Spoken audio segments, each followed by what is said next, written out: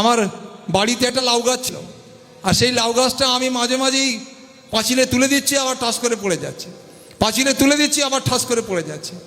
তা রাত্রিবেলা একদিন এসে খুব গরম দিচ্ছি বাড়িতে, আরে আমার এই লাউ গাছটা 4-5 হাত হয়েছে মাত্র, এটাকে কে এর প্রতি হিংসা করছে যে কে ফেলে দিচ্ছে। তা আমার গিন্নি বলছে আমি ফেলিনি, আমার মা বলছে আমি ফেলিনি, আমার ছেলে বলছে আমি ফেলিনি, আমার মেয়ে বলছে আমি ফেলিনি। তা আমার বাড়ির পাশে একটি বাচ্চা ছেলে আছে, সে আমাকে বলছে কাকু কি বলছে, লাউ গাছটা প্রত্যেক দিন তুমি পাঁচিলে তুলে দিচ্ছ আর পড়ে যাচ্ছে, কেউ ফেলে দেয়নি, ও আপনি পড়ে যাচ্ছে, তুমি এক কাজ করো, তুমি লাউ গাছটাকে দীক্ষা দিয়ে দাও। আর লাউ গাছকে আবার কি দীক্ষা দেবো রে? বলছে কেন? তুমি হাওড়া জেলার এত মানুষকে দীক্ষা দিলে, বাংলা, বিহার, উড়িষ্যা, আসাম, ত্রিপুরা দীক্ষা দিলে, আর তুমি একটা লাউ গাছকে দীক্ষা দিতে জানো না? লাউ গাছকে দীক্ষা দিতে হয়, কি দিয়ে দেবো রে? বলছে একটা কঞ্চি পাশে দিয়ে দাও। যা, কঞ্চি দিলেই দীক্ষা হয়ে যাবে? বলছে এক কঞ্চি দিলেই দীক্ষা হয়ে যাবে। পরের দিন সকালবেলা বাঁশ বাগানে গেলাম, বাঁশ বাগানের মালিককে বললাম ভাই একটা কঞ্চি নেবো। বলছে কাকা তুমি তো কোনোদিন কঞ্চিও নিতে আসোনি, বাঁশও নিতে আসোনি, তুমি কয়েকটা বাঁশ কেটে নিয়ে যাও। হ্যালো, বাঁশ নিয়ে গিয়ে আবার কাকে দেবো বাবা? তুই একটা কঞ্চি দে। তো একটা কঞ্চি দিয়েছে, কঞ্চি দেওয়ার পর বাড়িতে নিয়ে এসে টবের পাশে লাগিয়ে দিলাম, আর একটা পাটের দড়ি দিয়ে একটু ভালো করে গাছটাকে একটুখানি হালকা করে বেঁধে দিলাম। 3-4 দিন পরে দেখি আঁকড়ে ধরেছে এই কঞ্চিটাকে। ওখান থেকে আমার পাঁচিল থেকে আমার টিনের চাল, অগন্তি ফল, অগন্তি ফুল আমার গরু ভাইরা খেয়েছে, আমার পাড়া প্রতিবেশী খেয়েছে। সেদিন মনে হলো একটা লাউ গাছের জীবনে যদি দীক্ষার প্রয়োজন পড়ে, মানুষের জীবনে দীক্ষার প্রয়োজন নেই, মানুষের জীবনেও দীক্ষার প্রয়োজন আছে। প্রত্যেকটা মানুষের জীবনে গুরুর প্রয়োজন রয়েছে। আজকে আমরা প্রণম্য জগৎচন্দ্র চট্টোপাধ্যায় আমাদের 5 বছর বয়সে দীক্ষা দিয়েছিলেন। আমার বাবাকে অনেকে বলেছিল আপনি বোকা, আপনি ছোট্টবেলায় 5 বছর বয়সে আপনার ছেলেটাকে দীক্ষা দিয়ে দিলেন। সেদিন একটা বাড়িতে গেছি, বাড়ির মা আর বাড়ির দাদা দুজনে মিলে আমাকে সেই আদা ছেঁচার মতন ছেঁচছেন হামাল দিস্তে করে। আর যখন হামাল দিস্তে করে ভালো করে ছেঁচছেন, বলছেন ছোট্টবেলায় আপনার মামা ঋত্বিক দেবতা আপনাদের দীক্ষা দিয়েছেন। খুব অহংকার করে বড়াই করে আপনারা বলেন, আপনি বলেন আমার মা এবং বাবা আমাদের ছোট্টবেলায় দীক্ষা দিয়ে দিয়েছেন। এই ছোট্টবেলায় দীক্ষা দেওয়া ঠিক নয়, একটু জ্ঞান হোক, বুঝতে শিখুক। সে নিজে যখন দীক্ষার কথা বলবে তখন দীক্ষা দেবেন। এই সময় আমাকে বলছেন, আমি দেখলাম যে যুক্তি একে বেশি দেওয়া যাবে না, একদম বাস্তব যুক্তি একে একটা দিতে হবে।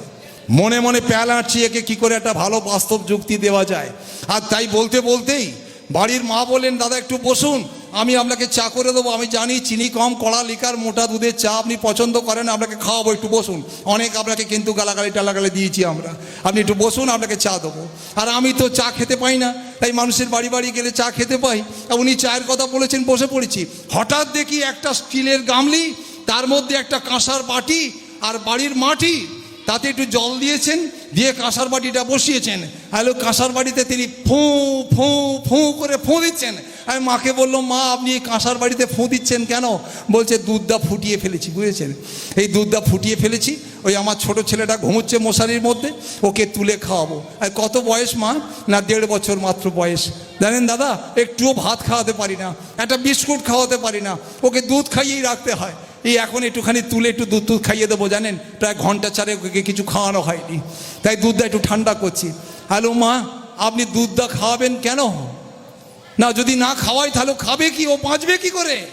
হ্যালো, আপনি জানলেন কি করে এই দুধটা খেলেই ছেলেটি বাঁচবে? তখন বলছে আমি তো জানি যে দুধ খেলেই ও বাঁচবে, দুধ খেলে ও প্রোটিন পাবে। হ্যালো মা, আপনার ছেলে কি স্বাভাবিকভাবে দুধ খাবে তো? বলছে বাবা কি যে বলেন আপনি আশিস দা, দেখুন না এখন তুলবো ছেলেটাকে। তারপর দুধ খাওয়াতে গেলে কি ঝঞ্ঝট জানেন, 2টো পাকে আমার পায়ের তলায় ঢুকিয়ে নেব, তারপর বাঁ হাত দিয়ে ভালো করে হাতটা ধরবো, তারপর ওর বাবা এসে মাথাটা ধরবে, ওর পিসি এসে পেটের কাছটা ধরবে, আর তারপর আমি গোদলে করে নিয়ে ও খাবে না ওর বাবা খাবে বলে একদম আঙুলটা এমন ঢুকিয়ে দেবো, বুঝেছেন, ও দুধ খাবেই কি খাবে। হ্যালো মা, মাত্র একটা 1.5 বছরের ছেলেকে তোমার পায়ের তলায় পা ঢুকিয়ে দেবে, বাঁ হাত দিয়ে ভালো করে হাতটা ধরবে, তারপর আঙুলটা ঢুকিয়ে দিয়ে বলবে তুই খাবি না তোর বাপ খাবে। এত পরিশ্রম করে দুধ খাওয়াচ্ছ কেন? ওর যেদিন 35 বছর বয়স হবে, যেদিন গুগল সার্চ করে দেখবে দুধ খেলে কি হয়, সেদিন দুধ খাবে। আজকে তুমি কেন ওকে জোর করে এত কষ্ট করে দুধ খাওয়াচ্ছ মা?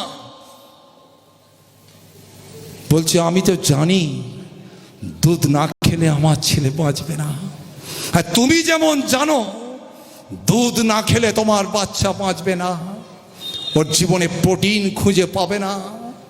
আমার মার বাবা কোনো একাডেমিক কোয়ালিফিকেশন নেই, কোনো ইউনিভার্সিটি ডিগ্রি নেই, কিন্তু আমার মা আমার বাবা আমার ঋত্বিক দেবতা বুঝেছিলেন 5 বছর বয়সেই দীক্ষার প্রয়োজন।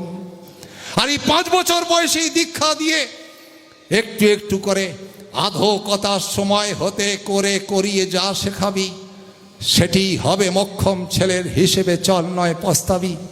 আমার মা বুঝেছিলেন, আমার বাবা বুঝেছিলেন, আমার ঋত্বিক দেবতা প্রণম্যশ্রী জগৎচন্দ্র চট্টোপাধ্যায় বুঝেছিলেন।